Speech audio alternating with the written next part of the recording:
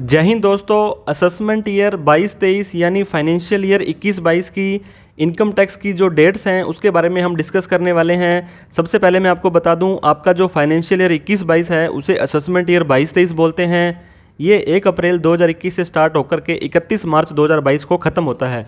यानी जो अभी हमारा लास्ट फाइनेंशियल ईयर ख़त्म हुआ है उसकी आईटीआर भरने की जो ड्यू डेट थी वो 31 जुलाई 2022 थी, जो कि निकल चुकी है, जा चुकी है और गवर्नमेंट ने इस डेट को बढ़ाया भी नहीं है।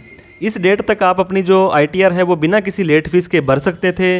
और ध्यान रहे, आईटीआर भरनी मैंडेटरी है उन लोगों के लिए जिनकी gross total income minimum exemption limit से क्रॉस कर जाती है। अब ग्रॉस टोटल इनकम क्या है दोस्तों?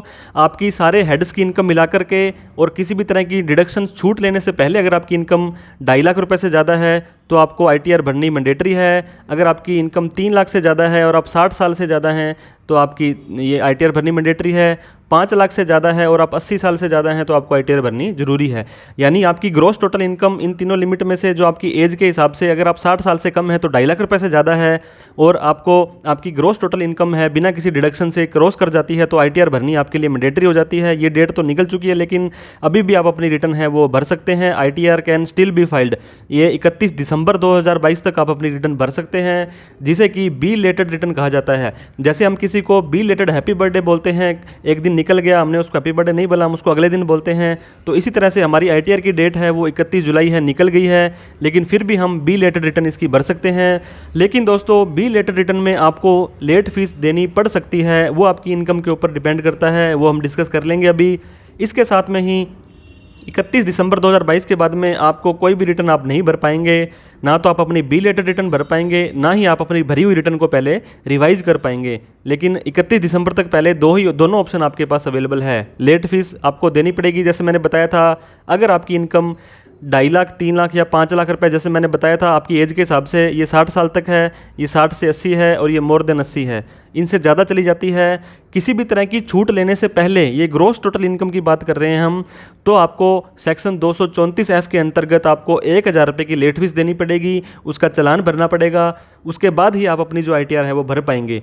यहाँ पे दोस्तों एक एग्जांपल दिया है मैंने, आपकी ग्रॉस टोटल इनकम 2,55,000 रुपये है और आपने एक LIC वगैरह करवा रखी है 20,000 रुपये की, तो ये छूट लेने के बाद तो आपकी 2,35,000 रुपये हो गई है। आपकी जो इनकम है आपको 2.5 लाख से कम हो गई है, लेकिन आपको ये 2,35,000 रुपये ना देख करके आपको 2,55,000 रुपये देखना है। छूट लेने से पहले अगर 2.5 लाख से ज़्यादा है तो रिटर्न भरने की आपकी रिस्पॉन्सिबिलिटी भी है और साथ में आपको 1,000 रुपये की लेट फीस है वो भी देनी पड़ जाएगी।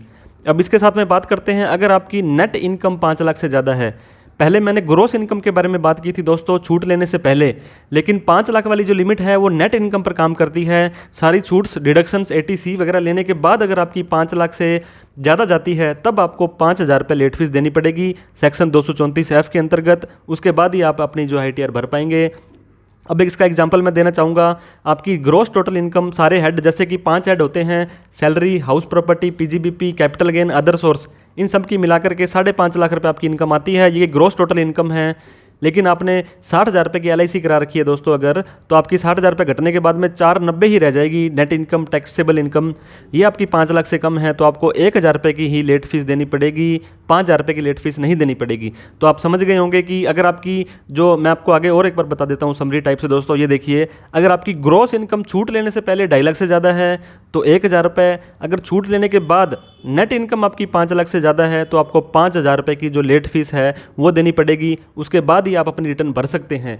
अगर आपने आपकी जो रेट 31 जुलाई तक आपकी आईटीआर नहीं भरी थी उसके बाद भरते हैं तो आपको क्या करना पड़ेगा, 1% जो अगर आपका टैक्स बनता है, टैक्स दोस्तों वैसे 5 लाख तक तो आपका टैक्स नहीं बनेगा, अगर 5 लाख से ऊपर इनकम हो जाती है तो 2.5 लाख से 5 लाख पर भी टैक्स देना पड़ जाएगा और 5 लाख से ऊपर पर भी टैक्स देना पड़ जाएगा। तो आपको अगर टैक्स देना पड़ रहा है तो आपको 1% जो है पर मंथ के हिसाब से एक्स्ट्रा उसके ऊपर इंटरेस्ट देना पड़ जाएगा। सेक्शन 234A, B, C तीनों सेक्शन आपके ऊपर एप्लीकेबल हो जाएंगे। और अगर आपने एडवांस टैक्स नहीं भरा है तो इसके साथ में आपको लेट फीस देनी पड़ेगी। मैंने बताया था 1,000 रुपये या 5,000 रुपये की। इसके साथ में ही दोस्तों, अगर आपको बिजनेस के अंदर लॉस हुआ है, कैपिटल गेन में लॉस हुआ है शेयर मार्केट के अंदर, तो उस लॉस को आप अगले सालों तक आप कैरी फॉरवर्ड नहीं कर सकते हैं। सिर्फ और सिर्फ होम लोन जो होता है, आपका हाउस लोन होता है, उसको कैरी फॉरवर्ड कर सकते हैं।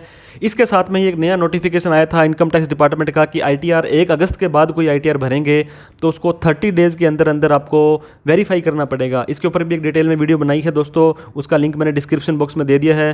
तो इस तरह से आपको जो है ITR अपनी अभी तक नहीं भरी है तो भर सकते हैं विद लेट फीस, अगर आपके ऊपर एप्लीकेबल होती है तो। बहुत सारे लोग होते हैं दोस्तों जो कि अपनी एग्रीकल्चर इनकम वगैरह ज़्यादा दिखाते हैं और अदर इनकम कम दिखाते हैं। अब एक एग्जांपल मैं बताऊं आपको, अगर आपने 10 लाख रुपए एग्रीकल्चर इनकम अपनी दिखानी है और आपकी दूसरी इनकम 2.5 लाख से कम है, मान लो 2,35,000 रुपये है, तो इस केस में आपकी कोई लेट फीस नहीं लगेगी, कोई पेनल्टी आपको यहाँ पे नहीं देनी पड़ेगी। तो आशा करता हूँ दोस्तों ये वीडियो आपको अच्छी लगी होगी। अच्छी लगी हो तो इसको लाइक कर दें, चैनल को भी सब्सक्राइब नहीं किया तो सब्सक्राइब कर दें, और ये इस इन्फॉर्मेशन को चाहने वालों में भी शेयर करें। कोई डाउट क्वेरी क्वेश्चन है तो आप कमेंट कर सकते हैं, इस मेल बॉक्स पर आप मेल भी डाल सकते हैं। थैंक यू सो मच दोस्तों। जय हिंद, जय भारत।